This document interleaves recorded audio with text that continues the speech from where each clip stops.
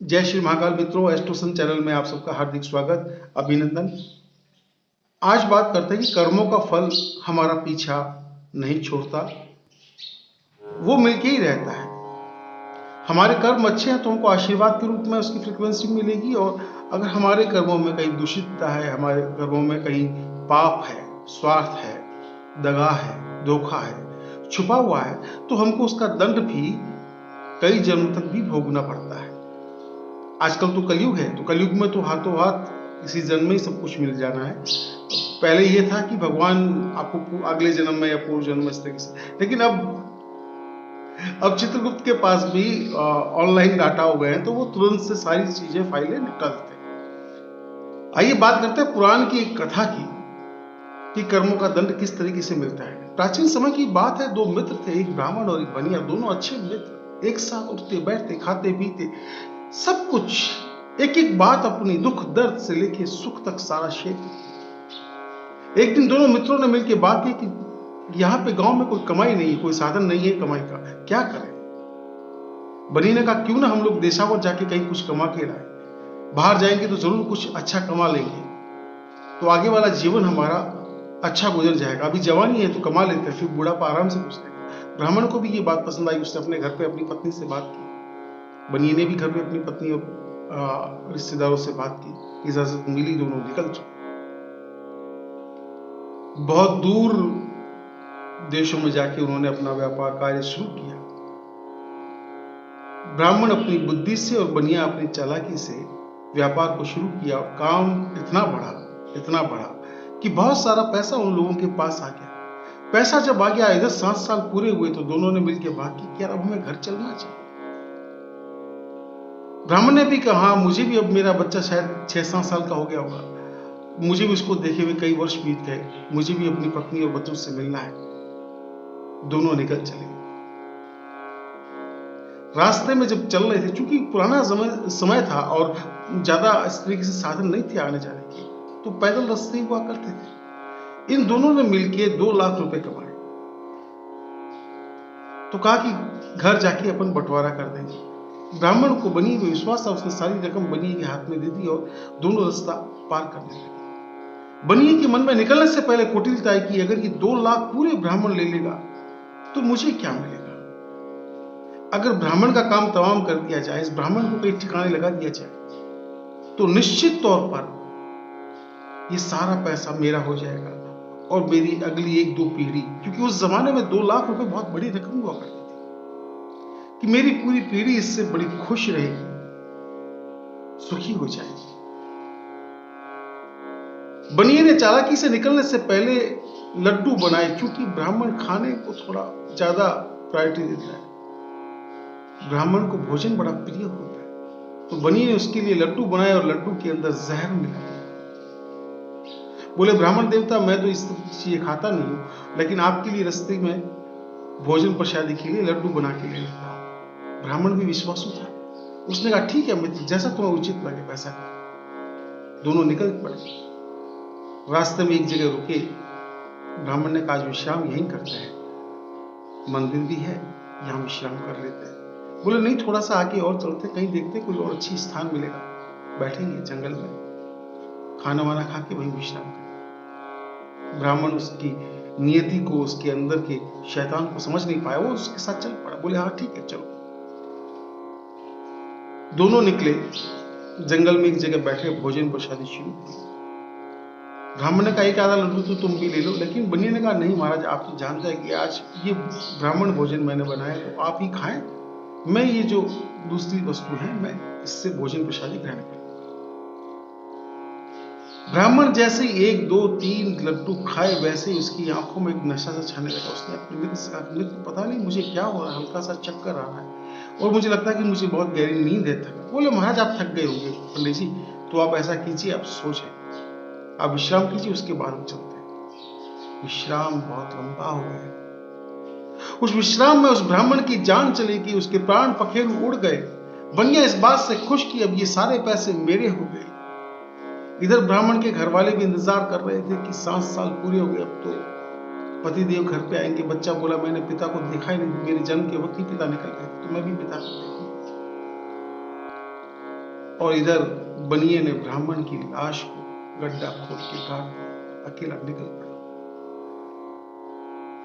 8-10 दिन का सफर करके बनिया गांव पहुंचा और सीधा सत्यवादी बनने के लिए, अपने आप को निर्दोष साबित करने के लिए सीधा ब्राह्मण के घर गया और जोर जोर से चिल्लाने लगा, अरे पंडित जी कहां हो, बाहर आओ, पंडित जी कहां हो, बाहर आओ।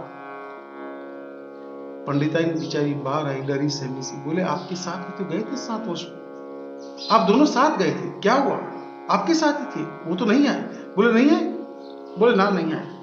बोले ऐसे कैसे हो सकता है, ऐसा कैसे हो सकता है, मुझसे 10 दिन पहले निकले पंडित जी, मैंने कहा था कि मैं पीछे वाली उधारी निपटा के आता हूं, तब तक आप चलिए, बाकी का जो पैसा है कुछ उधारी मैं लेके आता हूं, आप चले। ब्राह्मण देवता बोले कि मुझे बच्चों की बहुत याद आ रही, इसलिए वो मुझसे पहले निकल गए और 1 लाख रुपया लेके निकले थे मुझसे। अब बेचारी ब्राह्मणी चिंता मग्न हुई, इधर उधर गांव के लोगों को, रिश्तेदारों को भगाया कि कहीं कोई जंगली जानवर ने हमला तो नहीं किया।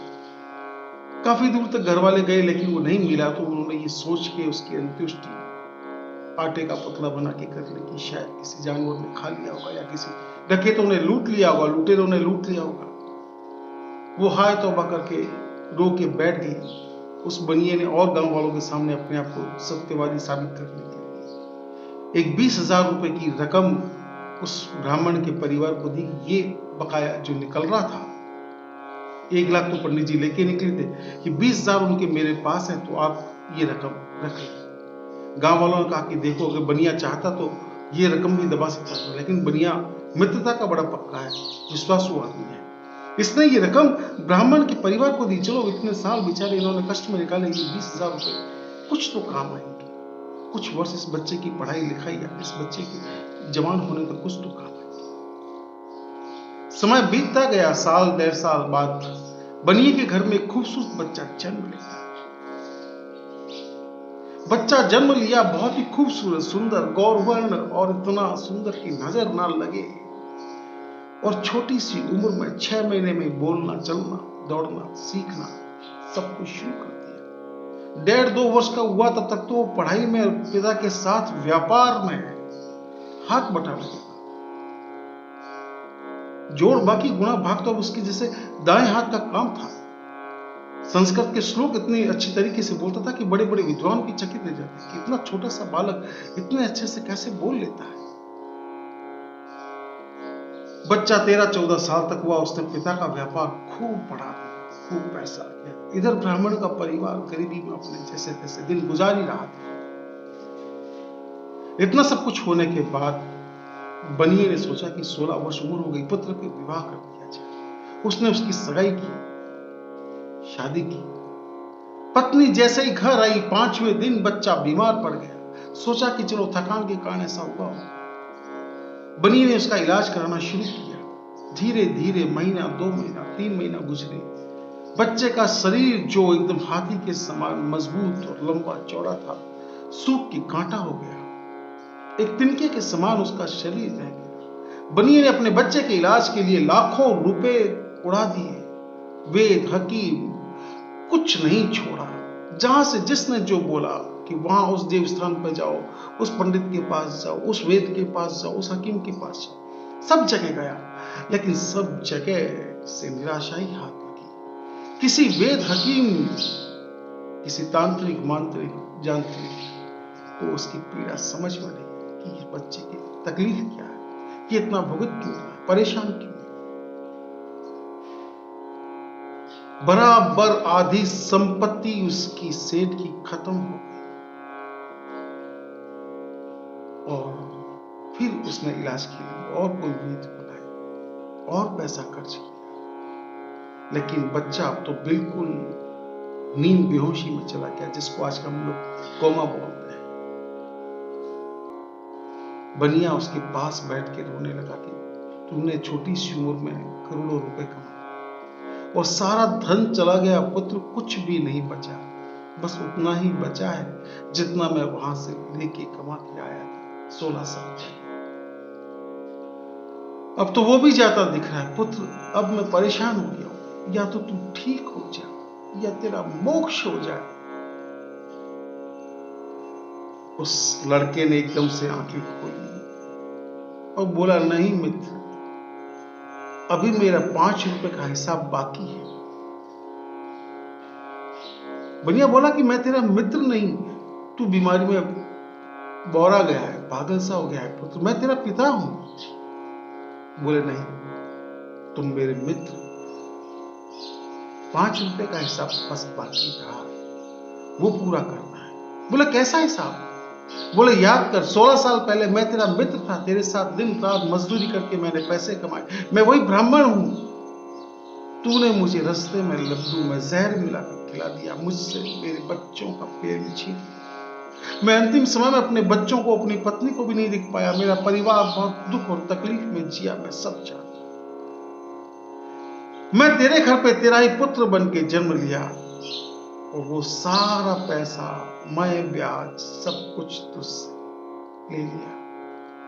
अब बस 5 रुपए एक हकीम की बाकी है, जो मेरे भी पूर्व जन्म का बकाया है उसके साथ। उस फला फला हकीम को बुला दो, वो मेरी नब्ज पकड़ ले और मेरे सांस टूट जाएगी, बस इतना सा ही अपने साथ। बनिया रोया, बोले हाय मित्र, मैंने तेरे साथ बहुत बड़ा धोखा किया, पर अब तू मेरा पुत्र बन के आया, मुझे माफ कर, तू जिंदा हो जा, तू ठीक हो जा, तू जैसा कहेगा तेरे परिवार के लिए वैसा करूंगा, पूरे जीवन भर का खर्च उठाऊंगा, सब कुछ करूंगा।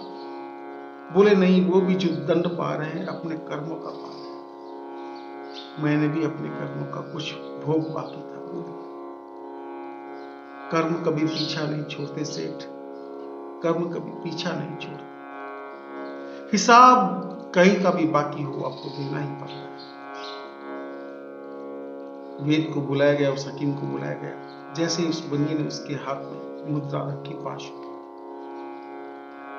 उस लड़के ने प्राण त्याग किया। एक पुत्र वो भी चला गया। सेठ पूरी तरीके से रोया, चीखा चिल्लाया, पर अनंत होकर निराशा कर।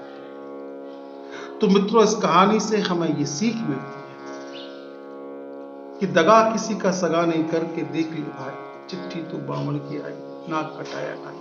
एक कहावत है, इसकी भी कहानी फिर कभी वो कहानी सुनाऊंगा कि दगा ना करें, किसी के साथ धोखा ना करें, किसी का हक ना मारे, भाई भाई का हक ना मारे, बहनें भाई का हक ना मारे। कलयुग में मित्र, भाई, रिश्तेदार, ये सारी चीजें पैसे के आगे बिल्कुल नगण्य गौण हो गई।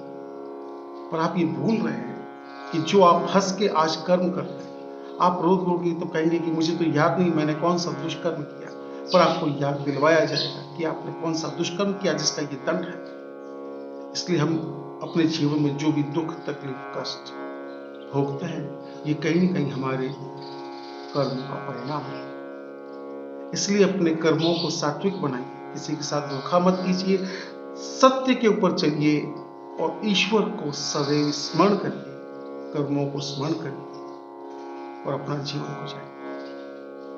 अगर आपको कहानी अच्छी लगी हो तो आप मित्रों के साथ शेयर करें, प्लीज पूरा देखें, सब्सक्राइब करें, बेल आइकन जरूर दबाएं और इस तरह की जानकारी के लिए हमारे साथ जुड़े रहें।